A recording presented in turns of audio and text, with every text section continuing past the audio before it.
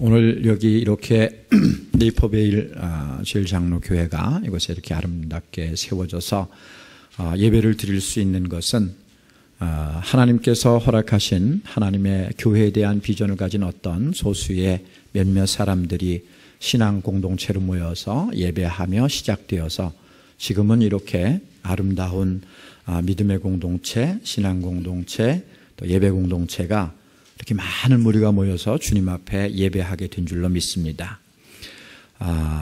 질문 하나 하고 시작하겠습니다.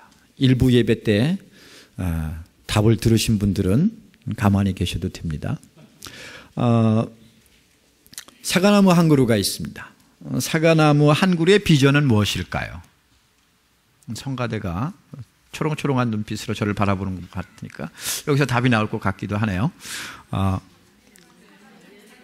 네, 그렇죠. 예, 사과 열매라고 생각합니다. 저도 그렇게 생각했습니다. 사과를 딱 먹고 보니까, 제가 과손집 아들인데, 사과를 딱 먹고 보니까 그 안에 뭐가 있어요? 남죠. 씨가 남더라고요. 근데 씨를 보니까 씨가 한 개가 아닌 거예요. 결국 사과나무는 사과 열매를 통해서 씨를 남기는데, 그 씨는 결국 또 하나의 사과나무를 기대하고 있다는 겁니다. 그런데 단순히 한 개가 아니라 수많은 사과나무를 그 속에 품고 있다는 거죠. 혹시 여러분들 집에 사과나무 심으신 거 있으십니까? 우리 주변에, 여기 네이퍼빌 같은 경우는 더더욱 많이 심으실 것 같은데, 저는 샴버그 사는데 그 동네는 별로 심을만 하지 않아요. 여기 네이퍼빌은 많이 심으실 것 같은데, 심죠. 그러면 그 사과나무에 사과가 딱 한 개만 열린 집, 네, 농사 잘못 지신 겁니다. 예. 사과나무 한 그루에 수없이 많은 사과 열매가 맺혀지고, 그 사과 하나하나마다 수많은 씨를 품고 있고, 결국 사과나무 하나에는 엄청나게 많은 사과나무를 품고 있다는 이야기입니다. 여기 네이퍼빌 장로교회를, 제일장로교회를 하나님께서 이곳에 세우셨을 때 이 교회 하나에는 복음의 씨, 생명의 씨, 진리의 씨앗을 엄청나게 심으신 줄로 믿습니다. 그렇게 여러분들 한 사람 한 사람에 여기 모여서 지금 예배하고 있는 것입니다. 그러면 하나님께서 주신 그 복음의 씨, 생명의 씨, 진리의 씨앗은 여러분 속에 하나로 끝날까요? 하나님이 기대하는 것은 무엇일까요? 연세 드신 분들이 많이 계신데, 대부분이 이제 자녀들을 결혼시켜서 이렇게 출가시키고 나면 제일 먼저 부모로서 기대하는 게 뭐예요? 그렇죠. 빨리 손주를 좀 보여줬으면 하는 겁니다. 그런데 손주를 안 데리고 오잖아요. 손주를 안 데리고 온다고 자꾸 뭐라고 하시면 안 돼요. 그럼 영영 안 올 수도 있어요. 그런데 부모의 마음은 당연히 또 다음 세대가 있기를 소망합니다. 그것이 생명체의 원리입니다.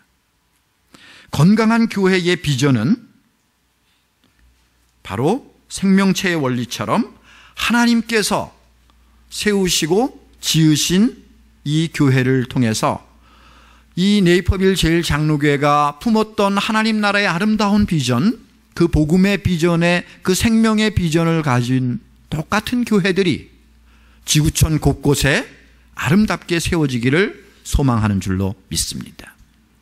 교회는 그렇게 확산돼서, 그렇게 부흥돼서 온 세계 가운데 하나님의 구원 계획을 증거하고 주님 오시는 그날까지 그 일을 감당한 것인 줄로 믿습니다. 하나님은 그렇게 교회를 두셨고 교회에 그 생명을 두셨습니다. 교회 외에는 아무 소망이 없습니다.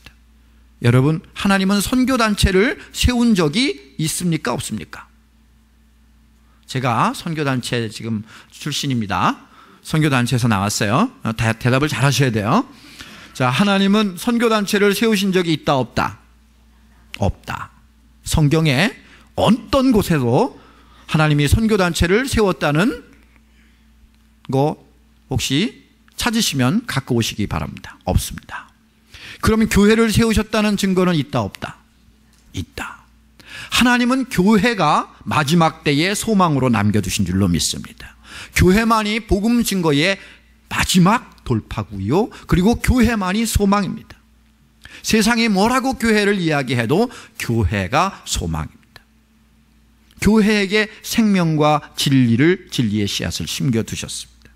그런데 그 하나님이 교회를 통하여 이루시려고 했던 인류의 위대한 구원 계획은 바로 오늘 우리가 읽은 한 사람으로부터 시작합니다. 그 한 사람, 우리가 별명을 짓기를 믿음의 조상이라고 하기도 하고 복의 근원이라기도 하는 그 사람 이름이 누구요? 아브라함입니다. 아브라함의 시작은 우리가 읽은 본문 말씀 이렇게 시작합니다. 12장 1절에 여호와께서 아브라함에게 이르시되 너는 너의 고향과 친척과 아버지의 집을 떠나 내가 네게 보여줄 땅으로 가라. 우리가 믿음의 조상으로 일컫는 이 아브라함의 믿음의 여정은 여호와의 말씀, 여호와의 부르심에서부터 시작합니다. 나의 계획, 나의 생각이 아닙니다. 제가 일부 예배 설교하고 제가 섬기는 교회에 잠깐 갔다가 오는 길에 제 앞에 어떤 차가 가는데 차에 이렇게 그 번호판 안에 위에 이렇게 뭐라고 써져 있냐면 What moves you? 이렇게 쓴 거예요. 당신을 움직이는 게 뭡니까? 이런 거예요. 무엇이 당신을 움직입니까? 여러분들은 뭐 그 무브가 여러 가지 의미가 있는데 여러분들이 이사할 때, 이동할 때, 어디를 갈 때 그 동기가 뭐예요? 왜 움직이십니까? 왜 이사를 하십니까? 왜 어디론가 향하여 갑니까? 그 길 떠나는 목적이 무엇입니까? 오늘 읽은 본문 말씀에 이 사람 아브라함은 그의 움직이는 이유 무엇 때문입니까? 여호와의 말씀, 여호와의 언약, 명령, 그것 하나뿐입니다. 다른 것이 그를 움직인 게 아닙니다. 창세기 1장부터 11장까지는 세계 인류 일반 역사입니다. 그리고 하나님의 구원 계획은 창세기 12장 1절부터 시작됩니다. 하나님의 구원 계획의 그 첫 시작을 시작하는 사람이 아브라함입니다. 그런데 아브라함에게 지시해서 가야 할, 아직 정확하게 요때는 지명이 나오지 않지만 12장 1절에는 지명도 장소도 나오지 않습니다. 그런데 이 아브라함의 아버지 데라가 갈대아 우르에서 떠날 때 그가 목표했던 지명이 있습니다. 여러분들 창세기 11장 마지막 절과 그 앞에 있는 두 절을 한번 읽어볼까요? 잠깐 찾아서 11장 31절과 32절입니다. 데라가 그 아들 아브라함과 하란의 아들인 그의 손자 롯과 그의 며느리 아브라함의 아내 사레를 데리고 갈대아인의 우르를 떠나 가나안 땅으로 가고자 하더니 하란에 이르러 거기 거류하였으며, 목적지가 어디였어요? 그 가족이 처음에 갈대아 우르를 떠날 때 가나안 땅으로 가고자 하더니 그의 목적지가 본래 이 집안의 그 아버지 데라가 본래 목적했던 곳은 가나안 땅이었어요. 그런데 가나안 땅의 목적지만 정해놓고 가다 말고 하란에 거기서 그냥 거류했다 그랬어요. 거기 머물렀다는 거예요. 그리고 그것이 끝나고 데라는 나이 205세가 돼서 그냥 하란에서 그 거류하던 곳에서 죽었다. 본래 본인이 목적했던 곳에는 가지 못했다. 여러분, 데라도 하나님께서 갈대아 우르에서 불렀는지 안 불렀는지 성경에는 없어요. 어떤 성경학자는 데라부터 그렇게 아브라함이 데라의 가정을 통해서 불렀다라고 얘기하는 사람들도 있고, 아브라함을 부른 거다 이렇게 얘기하는 사람도 있는데 뭐 그건 doesn't matter. 근데 분명한 건 데라는 목적지에 못 갔다는 거예요. 도중에 섰다는 거예요. 도중 하차. 우리의 인생길은 저 천성에 올라갈 때까지, 주님 오시는 그날까지 도상의 존재입니다. 나그네입니다. 우리의 목적지는 주님을 만나는 일이요, 우리의 목적지는 주님이 통치하시는 그 나라입니다. 때문에 이 땅에 가는 모든 길은 그냥 여정입니다. 그런데 이 땅에 머무르려고 하면, 목적지가 아닌 곳에 머무르려고 하면 그것은 잘못된 길이죠. 그런데 아브라함은 그 주님께서 다시 명령하신 그 목적지를 향해서 그 발걸음을 내딛고 있습니다. 그런데 오늘 성경 말씀, 우리가 읽은 본문 말씀을 잘 되새겨 보십시오. 여호와께서 아브라함에게 이르시되 너는 너의 고향과 친척과 아버지의 집을 떠나 내가 네게 보여줄 땅으로 가라, 이렇게 이야기했을 때 떠날 곳은 고향, 친척, 아비 집입니다. 갈 곳은 여호와께서 보여줄 땅입니다. 버릴 것은 인간적인 인연들이고 붙잡을 것은 하나님의 약속밖에 없습니다. 보여줄 땅이라고 했지 보여진 것도 아닙니다. 분명한 장소도 지명도 없는 곳을 향해서 가라고 하는 겁니다. 저희 사역의 공식적인 미국 이름이, 이 사역은 1971년도 미국 사람 닥터 레리 워드 박사에 의해서 처음 시작되었습니다. 이분은 당시에 월드 비전의 국제 바이스 프레지던트였습니다. 근데 이분이 이 사역을 할 당시에 여기 가까운 헤이티에서 사역을 하고 있었는데, 미국엔 아주 그때 당시에 70년대 초반만 해도 미국에 얼마나 풍성한 그 잉여 농산물, 미국이 가장 잘 살고 그걸 부유하던 시절인데, 그런 잉여 농산물과 그리고 또 많은 것들을 헤이티에 도와주었습니다. 그런데 육체적으로 가난한 그들에게 그런 물질적인 것을 제공하면 그들이 변할 줄 알았는데 변하긴커녕 점점 더 가난하고 그리고 더 부패만 심해지는. 왜 그럴까? 퀘스천이 생겼습니다. 그는 거기서 세 가지를 깨닫게 됐습니다. 첫째, 겉으로 보이는 이 피지컬 헝거는 단순히 그 겉으로 보이는 증상일 뿐이지 더 중요한 건 스피리추얼 헝거다. 두 번째, 한 사람의 빈곤의 문제는 그 개인의 문제가 아니고 커뮤니티 공동체의 문제다. 세 번째, 빈곤을 해결하는 가장 중요한 것은 일회적인 그냥 지원 서포트가 아니라 지속적인 지원과 서포트이다. 그러기 위해선 복음을 든 선교사가 가야 한다. 복음과 빵을 들고, 그래서 브레드 앤 가스펠, 이거 함께 들고 가야 한다. 그러기 위해선 사람이 갈 수밖에 없다. 그래서 저희는 NGO 미션 릴리프 기관이지만, 그래서 사람을 파송하는 선교 단체입니다.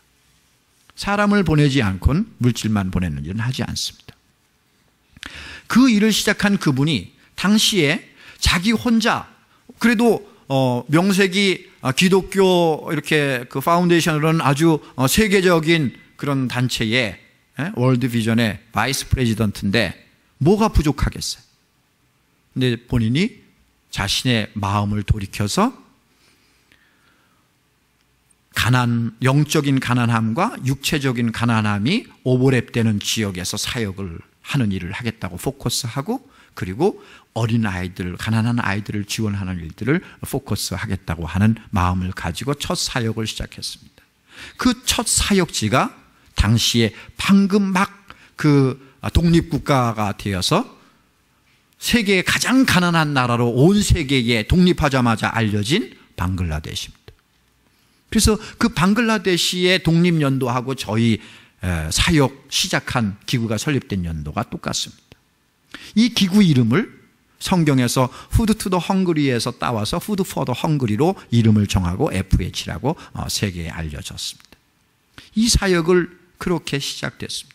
그 한 사람이 그냥 자기가 사역하는 것에 안주하고 그것에 그냥 만족하고 있었다면 지금 전 세계 70여 개국에 3,300여 명의 스태프들과 선교사들이 나가서 영적으로 가난하고 육체적이고 가난한 그 지역에 포커스해서 사역하는 일들, 그런 일들이 일어나지 않았을 것입니다. 늘 하나님께서는 그렇게 일하십니다. 한 사람을 부르셔서 그 한 사람이 자기의 야망과 자기의 비전만을 가지고 산다면 그것은 그것으로 끝날 것입니다. 그러나 한 사람 속에 있는 그곳에 하나님의 구원 계획, 하나님 나라의 비전을 심어서 그가 그 하나님 나라를 쫓고 하나님의 복음을 쫓는 사람이 되면 그것은 개인의 비전과 개인의 야망으로 끝나는 것이 아니라 하나님의 꿈을 이루어드리는, 하나님의 비전에 붙들려서 하나님의 꿈을 이루어드리고 세상을 구원하는 자가 되는 줄로 믿습니다. 아브라함 한 사람도 그러했습니다.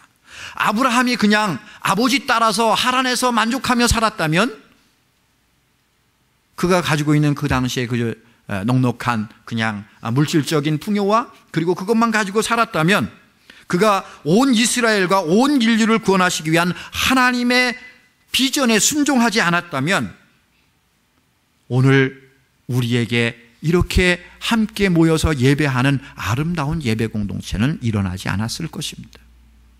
다윗도 나지 않았고 예수 그리스도의 구원 계획도 다 물거품이 됐을 것입니다. 하나님은 아브라함 한 사람, 그 믿음의 조상을 부르셔서 그 한 사람을 통하여 하나님의 놀라운 구원 계획을 이루신 줄로 믿습니다.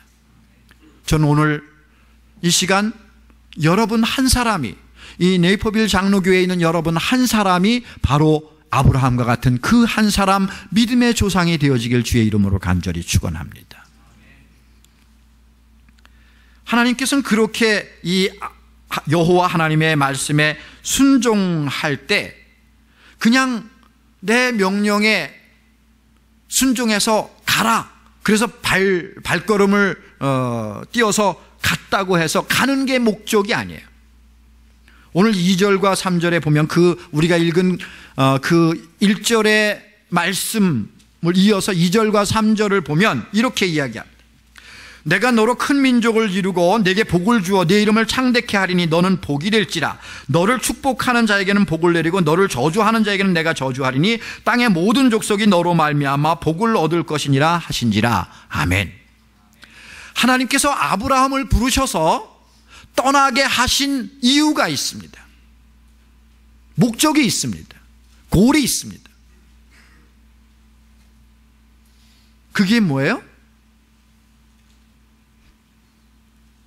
너로 큰 민족을 이루고 내게 복을 주어 내 이름을 창대케 하리니 너는 복이 될지라. 1절에는 복이 될지라 그랬어요.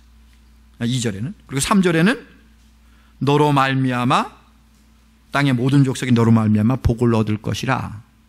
그래서 요 2절과 3절을 가지고 아브라함의 별칭을 뭐라고 이야기해요? 복의 근원이다, 이렇게 이야기하는 거죠. 질문 두 번째. 자, 복 있는 사람. 복 있는 사람. 복 있는 사람은 어떤 사람일까요? 1번, 복 받은 사람.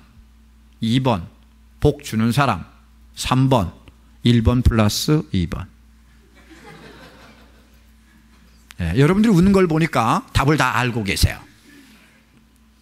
복 있는 사람이란 복을 받은 사람이요, 복을 주는 사람입니다. 근데 종종 우리는 생각하기를 복을 받은 것만 생각해요.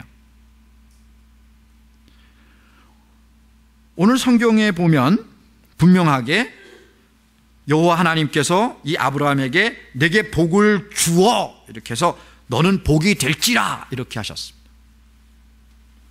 그리고 나서는 3절에 땅의 모든 족속이 너로 말미암아 복을 얻을 것이니라.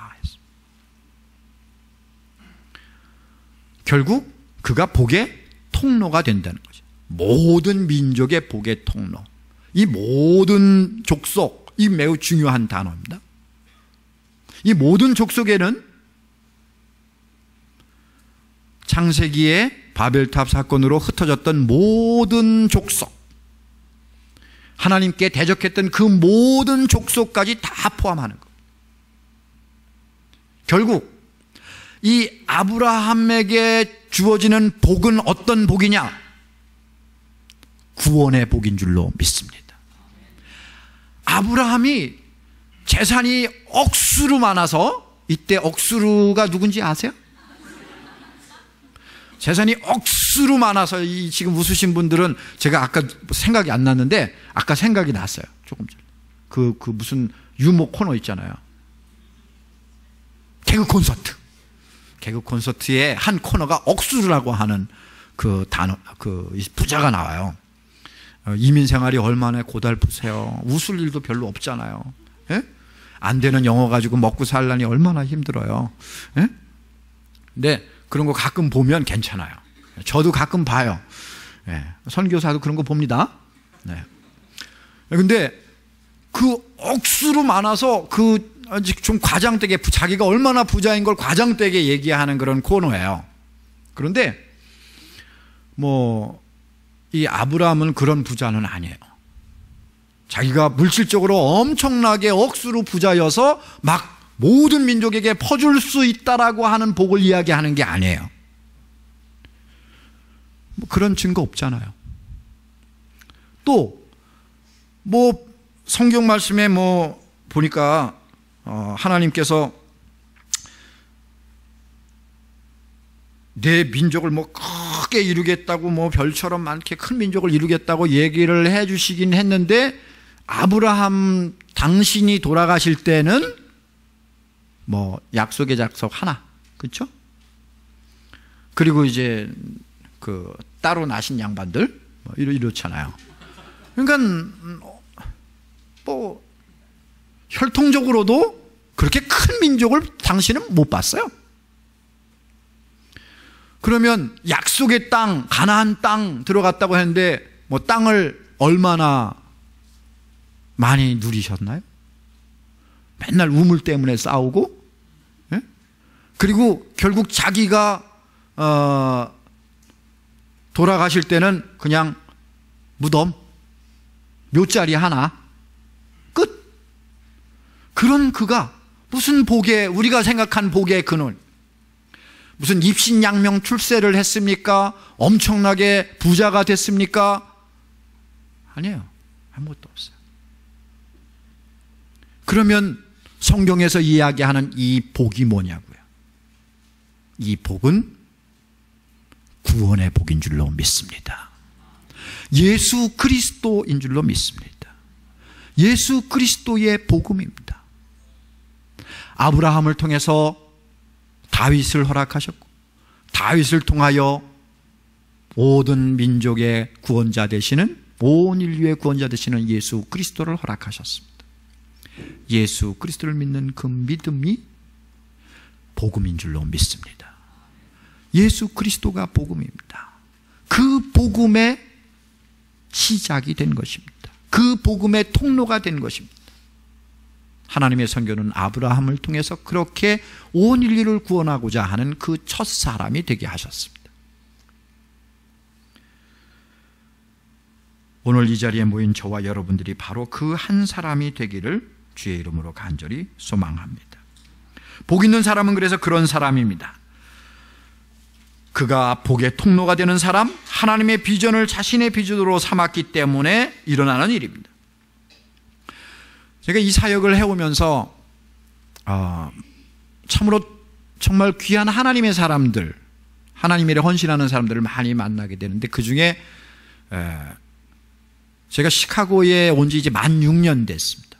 만 6년째인데 시카고에 사실 오고 싶어서 온 거 아닙니다. 이사회에서 가라고 해서 이 시카고로 왔는데, 이사회에서 LA에서 이사회가 있었는데 이사회가 2월 22일인가 23일 날 열렸습니다. 그런데 저희 본래 메인 오피스가 워싱턴 DC 인근에 있었는데 워싱턴 DC에 있는 오피스를 2월 28일 날 문을 닫고 짐을 다 빼서 3월 1일 날 시카고로 가라는 겁니다. 뭔 이런 개떡 같은 이사회가 있나 그런 생각이 딱 들었습니다. 용서하십시오. 목사도 저런 얘기 쓰는구나. 그런데 하여튼 뭐 이 불평부당한 결정이지만 이사회의 결정이니까 저는 따라갈 수밖에 없었습니다. 그래서 U-Haul 트럭 중에 가장 큰 트럭에다 온갖 그 저희 오피스 짐을 다 싣고, 그리고 뒤에다가 달리에다가 제 그 승용차 또 달리를 달고, 달으라고 해서 달린가 봐요. 그래서 달고선 그리고선 이렇게 이제 왔어요. 시카고까지 1박 2일 동안 그 눈보라를 헤치고 왔습니다. 근데 뭐 환영하는 데가 아무 데도 없고, 그래서 펠로우십 교회 이제 그 창고에 일부 우리 짐을 버리고, 그리고 제 아는 후배 목사님 집에 스토리지가 다 볐다고 그래서 또 거기다가 다 갖다가 그냥 집어넣고, 그리고 주일날 어느 교회에 갔습니다. 교회 예배를 딱 드렸는데 예배를 드리고 나서 이제 저는 또 메릴랜드로 돌아가야 돼서 어떻게 한다, 시간이 너무 많이 남은 거예요. 근데 그 교회 목사님께서 저를 보고 우리 구역 예배 있는데 이거 뭐 열린 모임인가 뭐 그거니까 그냥 아무나 가도 된다고, 같이 가자고. 나는 초대받지 않아, 미국에선 그렇게 하면 안 된다고, 초대받지 않으면 어딜 가냐고, 이제 안 가겠다 그랬더니 괜찮다고. 그래서 따라갔습니다. 제 옆에 제 나이 또래의 어떤 남자가 앉았는데 이 남자도 그냥 쭈삣쭈삣하고 사람들하고 얘기를 못 하더라고요. 저도 뭐 처음 왔으니까 다 모르는 사람들이고. 그래서 제가 물었습니다. 당신 뭐해 먹고 사냐고. 그랬더니 자기는 뭐 간단한 무슨 이런 건강식품 회사 한다고 그래요. 그랬더니 이 사람이 또 나한테 물어요. 당신은 뭐해 먹고 사냐고. 예, 그래서 나는 이런 목사인데 이런 사역하는데 여기 왔는데 뭐 집도 없고 사무실도 없고 지금 아무것도 없다. 다 새로 구해야 되는 상황이다. 그런 얘기를 하고 헤어졌어요. 2주 후에 제가 이제 메릴랜드 갔다가 거기 정리하고 다시 왔는데 전화가 왔어요. 그분이 저한테 이러는 거예요. 자기 회사를 좀 와볼 수 있겠냐고. 그래서 왔어요. 그래서 갔더니 들어가는 길에 그 회사 사옥을 보여주면서 사옥 한쪽 편에 빈 공간, 우리 여기 교회 앉으신 분들 한 절반 정도 되는 빈 공간, 그 안에 내부 사무실이 또 2개 있고 뭐 이런 빈 공간을 보여주면서 목사님 사무실 여기다가 좀 일리 들어오시면 안 되냐고. 렌트 구했냐고. 안 구했다고. 못 구했다고. 그리 오라고. 근데 공짜라고 그러는 거예요. 난 그분이 돈 달라고 보니까 거의 한 4,000불 이상은 줘야 될 스페이스예요. 근데 그거를 여기 안 들어오겠냐고 그래서 처음에는 아주 덜컹했어요. 이게 돈도 없는데. 그런데 이제 이분이 저를 데리고 이렇게 들어갔는데, 가서 보니까 거기 입구에 CEO라고 하는 문으로 들어가는 거예요.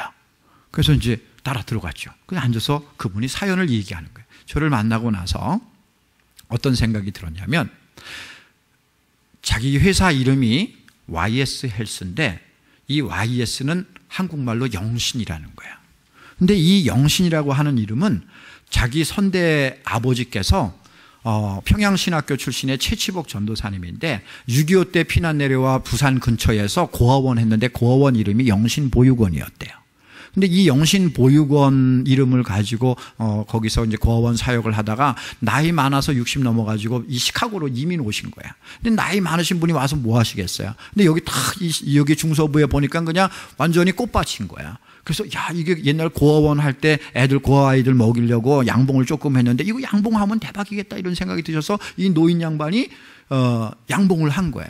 그래서 양봉을 해서 꿀을 조금씩 이렇게 채취해서 뭐 여기 보니까 여기 오래 시카고에 오래 사신 분들 계신 것 같은데 이 최치복 전도사님께서 뭐 양봉한 거 가지고 뭐 이렇게 목사님들도 주고 뭐 옛날에 스타업 하시는 분들도 주고 이렇게 해가지고 나눠서 이렇게 조금씩 간해수공업으로 하신 거예요.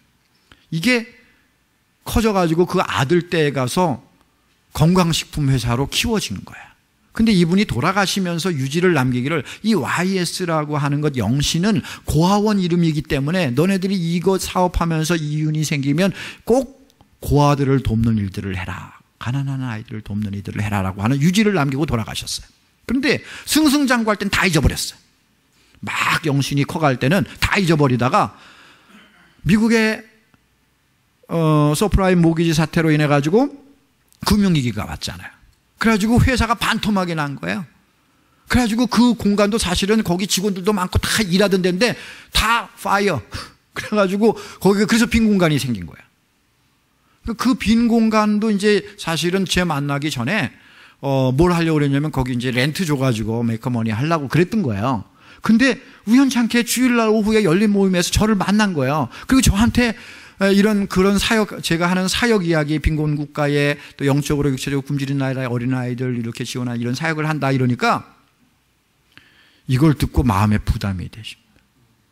그리고선 집에 가서 이제 결제를 맡아야 되잖아요.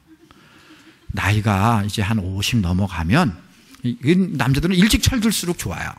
그런데 50이 넘어가면 결제권자가 따로 있어요. CFO가. 그렇죠? 누군지 아시죠? 아직 동의를 못 하시는 분들이 계신 것 같은데. 예. 그분한테 결제를 받아야 돼요. 그렇죠, 장로님? 예. 그분한테 결제를 받으려고 이제 물어본 거예요. 내가 오늘 이런 목사님을 만났는데 내가 그분한테 우리 그 오피스 그 공간 그냥 뭐 그 렌트 주는 것보다 그분 와서 사역하게 했으면 좋겠다. 그분 아직 사무실도 못 구했다는데 그 여자분이 더 기가 막혀요. 이렇게 얘기한 거예요. 당신이 그 목사님을 우리 사무실로 데리고 들어오는 그 순간 절대로 그분 나가라 소리 못한다. 우리 회사가 망하기 전까진. 그래도 하겠냐? 대답을 예스 했을까요? 노 했을까요? 네, 맞습니다. 예스 해서 지난 6년 동안 전기세, 수도세, 유틸리티 하나도 안 내고 인터넷도 안 내고 공짜로 6년 동안 쓰고 있습니다.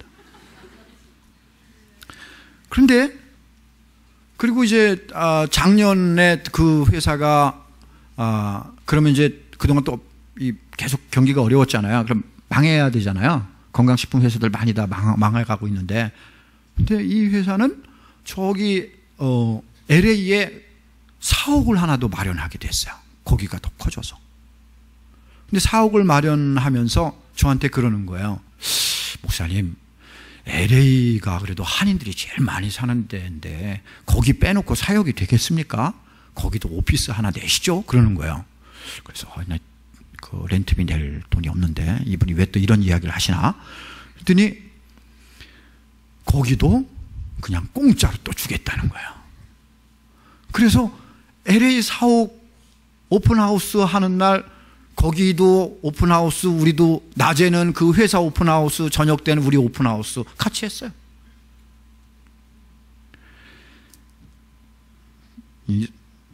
살아있는 분 이야기를 하는 건 정말 그렇지만 저는 이 시카고에 이렇게 귀하고 아름다운 믿음의 기업이 있다는 것 정말 감사합니다.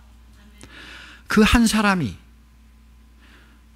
자기의 그냥 회사의 이윤과 이익에 생각하는 것이 아니라 회사가 바닥을 치고 반토막이 나고 어려운 상황인데 그 어려운 상황에 도리어 하나님께서 그 마음 가운데 던져진 그 명령, 그 마음을 붙드신 그 명령에 순종하여 자신의 것을 내어놓을 수 있는 그런 그 한 사람 때문에 그로 인하여 많은 아이들에게, 많은 선교사님들에게 만약에 제가 그걸 렌트비로 한다고 그래봐요.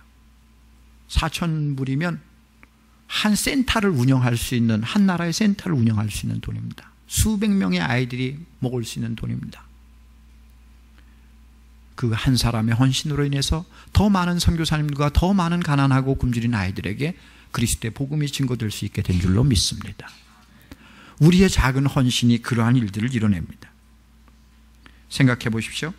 제가 아까 우스갯소리로 했지만 이 사회의 불의한 결정에 제가 순종하지 않았다면, 그 불편한 길을 제가 선택하지 않았다면 또 이렇게 한 사람의 비전의 사람을 만날 수 없었을 것입니다.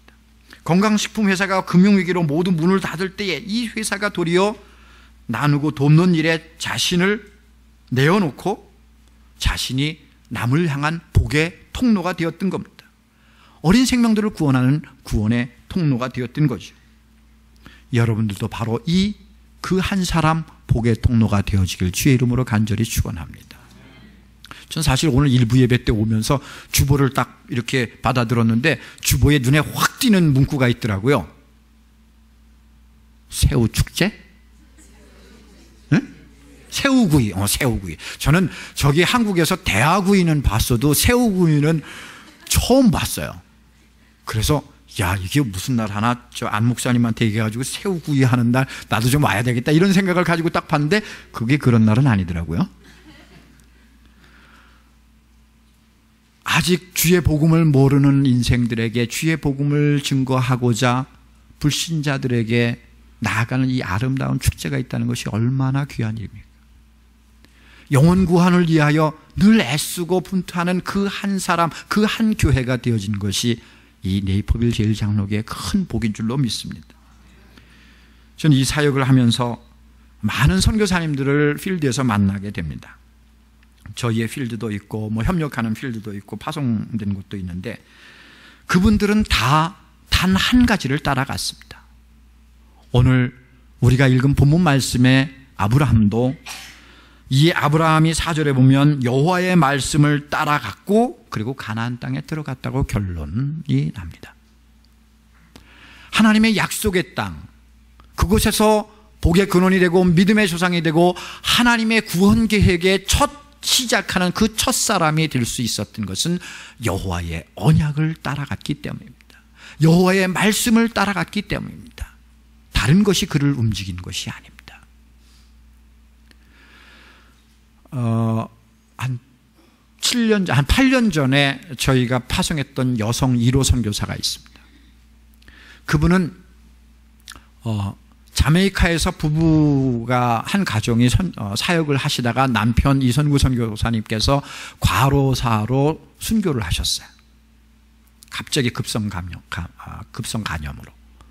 그래서 이 선교사님을 이 여자 선교사님 혼자 남았기 때문에 딸아이하고 둘이 후원교회에서 파송교회에서 미국으로 다시 들어오게 했습니다. 메릴랜드에 있는 사랑의 교회인데, 그리고 그 교회에서 그냥 뭐 전도사로 이렇게 사역하면서 영주권도 주고 이렇게 하려고 했어요.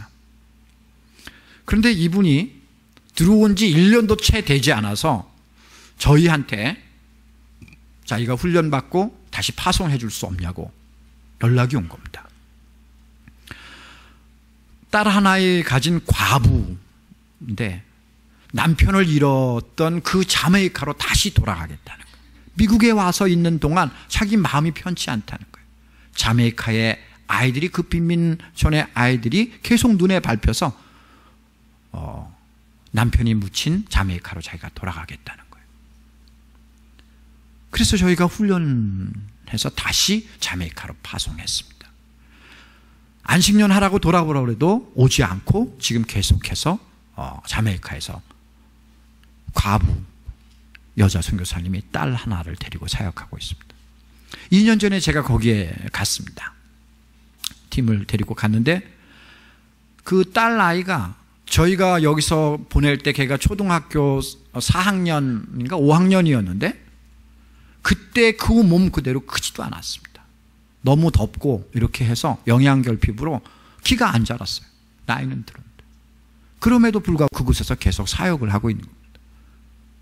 거기 자메이카가 아시다시피 이 마약 갱들이 많은 지역에서 늘 총알이 빗발을 치는 곳인데 그곳에서 총알이 자기 이렇게 그 차 뒤에서 앞으로 이렇게 지나갔어요. 그래서 위 앞뒤가 다 뚫렸어요. 그런데도 그런 데서 사역을 했습니다. 무엇 때문에? 여호와의 부르시는 그 마음, 그 지역에 있는 아이들을 향한 마음 때문에 하나님이 주신 그 마음을 따라서 그 자메이카의 그 한 사람이 되어진 것입니다.